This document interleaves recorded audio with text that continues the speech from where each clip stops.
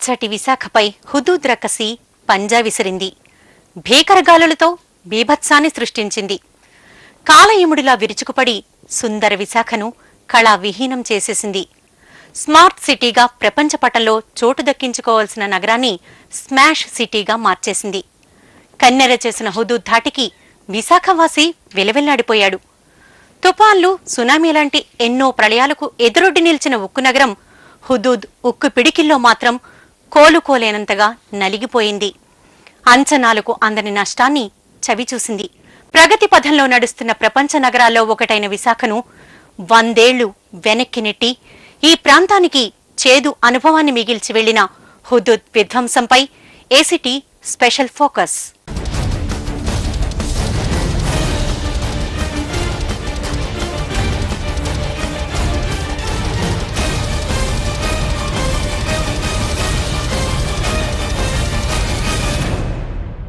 చుట్టూ పచ్చటి కొండలు, మరోవైపు ఆహ్లాదాన్ని పంచే అందాల సాగర్ తీరం, ఆధ్యాత్మికత పరిడవిల్లే సుందర ఆలయాలు. ఇది విశాఖ సుందరి సౌందర్యం. దీన్ని చూసి ప్రకృతికి కన్ను కుట్టింది. హుదూద్ రక్కసిని ఉసుకొలిపి ఆ ఆనవాళ్లను తుడిచేసి కురూపించేసేసింది. వాయు విలయానికి మహావృక్షాలు నేల కొరిగాయి.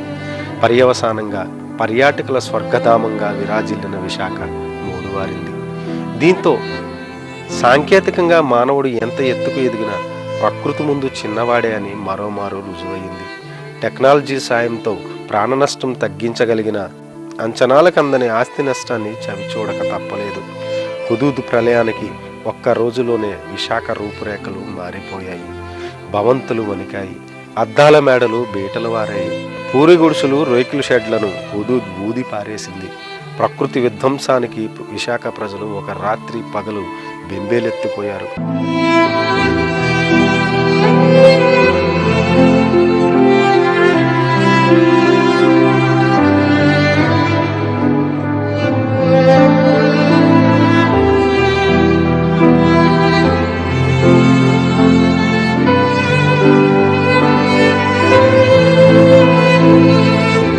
గంటకు 200 కిలోమీటర్ల వేగంతో వీచిన పెనుగాలులు సృష్టించిన బీభత్సాన్ని ప్రత్యక్షంగా చూసిన ప్రజలు జీవితకాలం పాటు మర్చిపోలేరు.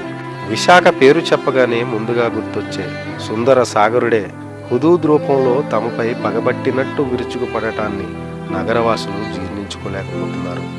ఏం జరుగుతుందో తెలుసుకునే లోపే జరగాల్సిన నష్టమంతా జరిగిపోయింది. కళ్ళ ముందే కూలిన కరెంటు స్తంభాలు, నేల కొరిగిన మహావృక్షాలు, చినిగిపోయిన హోర్డింగులు, ఎగిరిన రేకులు, కుప్పకూలిన పూరు గుడిసెలను చూసి విస్తుపోవడం విశాఖవాసి వంతయ్యింది.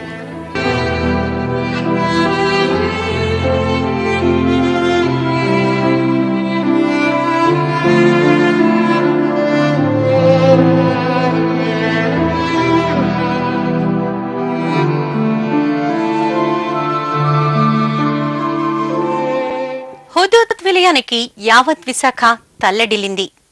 కోలుకోలేనంతగా నష్టపోయింది. ప్రచండ గాలులు పెను విధ్వంసాన్ని సృష్టించాయి. వేలాది విద్యుత్ స్తంభాలు విరిగిపడ్డాయి. అద్దాల మేడలు బీటలు వారాయి. పూరి గుడిసెలు, ఇంటి పైకప్పులు ఎగిరిపోయాయి. లక్షలాది వృక్షాలు నేల కొరిగాయి. నగరంలో పచ్చదనంతో కళకళలాడే పార్కులు కళతప్పాయి. ఆంధ్ర విశ్వవిద్యాలయ హరితవనం కనుమరుగైంది. అరకు అందాలు హరించుకుపోయాయి. పర్యాటక సొబగులు మృగ్యమయ్యాయి. మొత్తం విశాఖే మూడుబారింది. కళ్ల ముందే ఊహించని నష్టం జరుగుతున్నా జనం నిశ్చేష్టులై చూడక తప్పలేదు.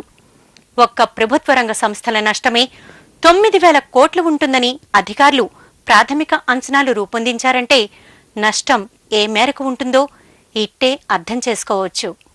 హుదూద్ ప్రళయంతో విశాఖకు కోలుకోలేని దెబ్బ తగిలింది. గతంలో ఎన్నో విపత్తులను ఎదురొడ్డి నిలిచిన నగరవాసులు ఈసారి హుదూద్ దెబ్బకు మాత్రం హడలిపోయారు. పెను తుఫాను బీభత్సానికి గజగజలాడారు. ప్రాణాలు దక్కితే చాలనుకుని దేవునిపై భారం పెట్టి పిల్లా పాపలతో బిక్కుబిక్కుమంటూ ఇళ్లకే పరిమితమైపోయారు. వాయు విలయానికి నగరం నామరూపాలు లేకుండా పోయింది. కైలాసగిరి సోయగం మాయమయ్యింది. ఆంధ్ర విశ్వవిద్యాలయం పచ్చదనం కనుమరుగయ్యింది. కంబాల కొండలో చెట్లు మూడువారాయి. స్టీల్ ప్లాంట్లో ఉక్కు ఉత్పత్తి ఆగిపోయింది. నౌకాశ్రయంలో నౌకలు దెబ్బతిన్నాయి. అరకు అందాలు హరించుకుపోయాయి. మన్యం కాఫీ తోటలు కుప్పకూలాయి. భీమిలి చరిత్ర కనుమరుగయింది. సింహగిరిపై పూల తోటలు ధ్వంసమయ్యాయి. ఉప్పెనలా విరుచుకుపడ్డ హుదూద్తో విశాఖ సౌందర్యం మసకబారింది. ప్రకృత వికృత రూపమేంటో తెల్లారేసరికి తెలిసొచ్చింది.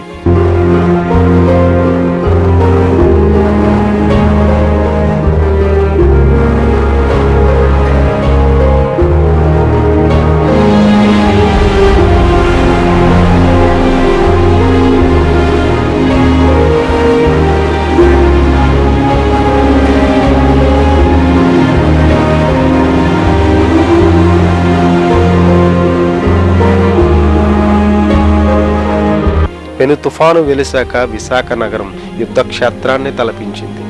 ఎక్కడ చూసినా నేల కొరిగిన చెట్లు, కూలిన ఇల్లు, విద్యుత్ స్తంభాలు, ఛిద్రంగా మారిన రహదారులు విశాఖ ప్రజలను భయకంపితులను చేశాయి. రవాణా సమాచార వ్యవస్థలు పూర్తిగా స్తంభించిపోయాయి.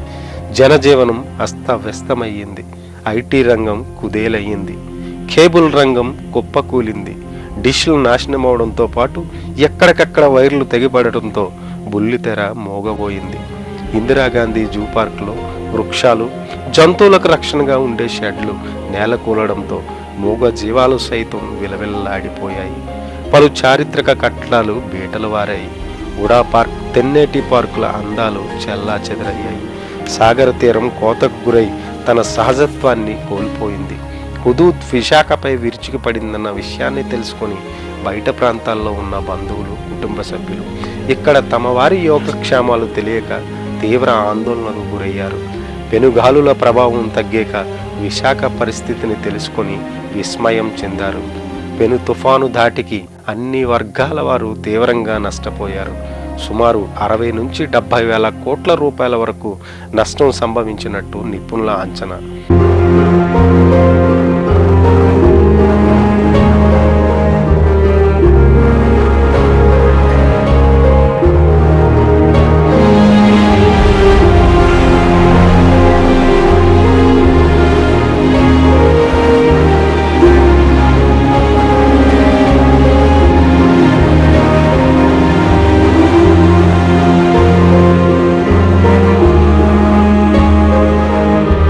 హుదూద్ విలయ తాండవానికి నగరం 2 దశాబ్దాల వెనక్కి నెట్టివేయబడిందంటే అతిశయోక్తి కాదు.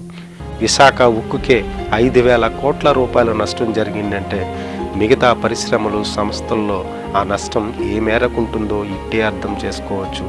నేవీకి 2,000 కోట్లు, విద్యుత్ శాఖకు మరో 2,000 కోట్లు, విమానాశ్రయానికి 500 కోట్లు, ఆంధ్ర యూనివర్సిటీకి 200 కోట్లు, ఫిషింగ్ హార్బర్కు 50 కోట్లు. ఇలా హెచ్పిసిఎల్, షిప్ యార్డ్ లాంటి మరెన్నో పరిశ్రమలు, కంపెనీలు భారీగా నష్టపోయాయి. ఇక సాధారణ ప్రజలకు, వ్యాపార సంస్థలకు జరిగిన నష్టం అపారమైనది. పెను తుఫాను దాటికి 50 మంది వరకు మృత్యువాత పడినట్టు అధికారిక లెక్కలే చెబుతుండగా అనధికారికంగా ఈ సంఖ్య 100కు పైనే ఉంటుందనేది ఓ అంచనా. తుఫాను హెచ్చరికలు ముందుగానే రావడంతో ప్రభుత్వం, అధికార యంత్రాంగం అప్రమత్తమై నేవీ, ఆర్మీ, ఎన్డీఆర్ఎఫ్ బృందాలను రంగంలోకి దింపాయి. దీంతో కొంతమేరకు నష్టాన్ని నిలువరించగలిగాయి.